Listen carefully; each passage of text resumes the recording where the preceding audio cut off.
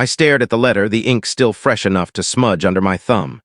Dad's looping cursive was unmistakable, the way he dotted his I's with a slash like he was always in a hurry. But he couldn't have written this. Not after the funeral, the closed casket, the dirt piled high under that gray sky 3 days ago. The phone rang, shattering the silence. Cemetery office. "Mr. Harlan, we had to check something." A groundskeeper noticed fresh soil disturbance. "We opened the coffin. It's empty, no body, just nothing." My heart hammered. Empty? How? I'd seen the body myself in the morgue, cold and still after the heart attack. Or had I? The undertaker had kept the viewing brief, citing cosmetic issues. I crumpled the letter, but the words burned in my mind. "Do not dig up my grave. Whatever you do, don't let them out. Them, not it. Not me. Them." I drove to the cemetery under a moonless sky, flashlight in hand. The gate was locked, but I climbed over, boots sinking into the soft earth. Dad's plot was a mess, dirt clods scattered like something had clawed its way free from below. No police tape yet. They must have just reburied the empty box and called it a night. Kneeling by the headstone, I heard it first. A faint scratching, like nails on wood. Not from the grave, but from inside the ground nearby. Multiple spots. Whispering, two muffled voices overlapping in a language I didn't recognize, but it sounded hungry. Dad hadn't been alone in that coffin. He'd been a collector, old artifacts from his archaeology digs in Egypt, things he never showed anyone. Cursed relics, he joked once, but the will mentioned nothing about them. Had he buried them with him, or had they buried him? The scratching grew louder. The soil shifted. I ran, but as I glanced back, fingers, pale, withered, poked through the dirt. Not Dad's, too many. The letter wasn't a warning from him, it was a plea. And now, because of the cemetery's call, because they dug him up. They're out. I didn't stop running until I reached my car, keys fumbling in my shaking hands. The engine roared to life, and I peeled out of the cemetery lot, gravel spitting like gunfire. In the rearview mirror, the ground behind me heaved like a living thing, more fingers, dozens now breaking through the soil. They weren't human. Too long, too jointed, with nails like blackened thorns. Home wasn't safe, but where else could I go? The house loomed dark and empty, Dad's study still cluttered with his life's work. Dusty tomes on ancient curses, maps of forgotten tombs, and that locked cabinet I'd never dared open. The letter crinkled in my pocket as I barricaded the door. Don't let them out. Too late for that. A scratching started at the window, not the wind. I grabbed Dad's old revolver from the desk, 6 bullets, rusted but loaded, and crept toward the sound. Outside, shadows slithered across the lawn, low to the ground, whispering in that guttural tongue. One pressed against the glass, a face, or what passed for one. Pale skin stretched over a skull too narrow, eyes like glowing embers, mouth a slit of jagged teeth. It wasn't alone. The phone buzzed the cemetery again. "Mr. Harlan, we sent someone back to check. The whole plot's torn up, and it's spreading. Graves nearby. They're empty too. What the hell is going on?" I hung up, heart pounding. Dad's journal lay open on the desk, a page I'd overlooked before. Sketches of artifacts from his last dig in the Valley of the Kings. The Guardians, he called them, not protectors, prisons. Tiny figurines carved from obsidian meant to contain spirits of the damned. He'd smuggled them home, buried them with him to keep them sealed forever. But why? A note in the margin, they feed on the living, multiply in death. One host becomes many. The window shattered. Glass rained down as the first one lunged inside, its body unfolding like a spider from hell. I fired, once, twice, the bullets tearing through its flesh, but it didn't scream. It laughed, a wet, echoing gurgle, and kept coming. More poured in behind it, their whispers turning to shrieks. I bolted for the basement, slamming the door and wedging it with a chair. Down here, Dad's secrets were buried deeper. The cabinet now. I pried it open with a crowbar, revealing the remaining artifacts. 3 figurines left, pulsing with an inner light. Smash them, bury them, or use them. The door upstairs splintered, footsteps, too many descended. The whispers grew clearer now, almost words. "Join us. Let us in."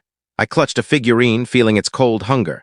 Dad hadn't buried them to hide them. He'd buried them to feed them his own soul, buying time. But the cemetery's meddling had set them free too soon. And now they wanted more. As the basement door buckled, I made my choice. The figurine cracked in my fist and darkness swallowed me whole. The darkness wasn't empty. It pulsed, alive, wrapping around me like icy tendrils seeping into my veins. The figurine shards cut into my palm, drawing blood that sizzled as it hit the floor. For a split second, I felt them. The Guardians. Inside my head, their ancient rage and hunger merging with my fear. They weren't evil, not in the human sense. They were eternal, bound by pharaohs long dead to guard against something worse. The void between worlds, where souls rot and multiply into monstrosities. The basement door exploded inward, wood splintering like bones. The creatures surged down the stairs, a writhing mass of limbs and teeth, their eyes fixed on me. But as the first one leaped, claws outstretched, a wave of shadow erupted from the broken figurine. It slammed into them, pulling them back like a tide retreating from shore. Screams, inhuman, echoing, filled the air as their forms dissolved into wisps, sucked into the void I'd just unleashed. I collapsed against the wall, gasping. The remaining 2 figurines in the cabinet glowed brighter now, humming with power. Had I contained them, or just delayed the inevitable? Upstairs, silence reigned, broken only by the distant wail of sirens. The cemetery's chaos must have spread, neighbors calling the cops about earthquakes or wild animals. My phone vibrated in my pocket. Unknown number, I answered, voice hoarse. "Hello?" A voice raspy and familiar. Dad's. "No, impossible. You fool, you let one in, now it's in you." The line went dead. I looked down at my hand, the cuts from the shards already healing, skin knitting together unnaturally fast. In the mirror across the room, my eyes flickered with ember glow. The Guardians hadn't saved me. They'd claimed me as their new host. Outside, the night stirred again. More graves would empty by dawn, and I felt the hunger growing. The hunger wasn't just a feeling, it was a command whispering through my blood like venom. I staggered upstairs, the house reeking of sulfur and decay, shattered glass crunching underfoot. The creatures were gone, pulled into the void I'd opened, but their essence lingered in me. My skin itched, stretched tight over bones that felt wrong. Longer, sharper. Sirens grew louder outside, police, ambulances, maybe even news vans by now. The cemetery outbreak would be all over the feeds. Mass grave desecration or freak sinkhole swallows bodies. But I knew better. It was spreading because of me, because Dad had passed the curse on and I'd cracked the seal. I snatched the remaining figurines from the basement cabinet, stuffing them into a duffel bag along with his journal. Escape was the only option. Drive far, bury them deeper, maybe in consecrated ground or the ocean. But as I revved the car, a new voice echoed in my skull, not Dad's, but something older, colder. "We are Legion. You are the key. Feed us and rule." The first victim was easy. A cop at the roadblock, flashlight waving me down. I didn't mean to, or did I? One moment he was shouting questions. The next, my hand shot out, fingers elongating into claws that pierced his chest. He crumpled, life draining into me, his soul splintering into more them. By the time his partner fired, I was gone, bullets ricocheting off skin turned to stone. The city lights blurred as I sped toward the desert, where Dad's old dig sites waited. Maybe there in the sands that birthed these horrors I could end it, bury myself with them, or perhaps embrace it. The whispers promised power, eternity. After all Dad had fought and lost, why not win? But deep down, a sliver of me screamed, "Run, hide, don't let them out further." The desert stretched out like a sea of forgotten bones under the scorching sun, the heat waves distorting the horizon where Dad's old excavation site lay abandoned. I'd driven through the night, the cop's blood still tacky on my hands, the whispers in my head growing into a chorus. Feed, multiply, conquer. My reflection in the rearview showed eyes that weren't mine anymore, pupils dilated to black voids, veins pulsing with shadow. I ditched the car at the edge of the dunes, the duffel bag heavy with the last 2 figurines. Sand whipped my face as I trudged toward the coordinates from Dad's journal, a collapsed tomb entrance, half buried by time. Artifacts like these had been unearthed here decades ago, cursed wards against the underworld. Dad had stolen them, thinking he could control the power. Idiot. Now it was my inheritance.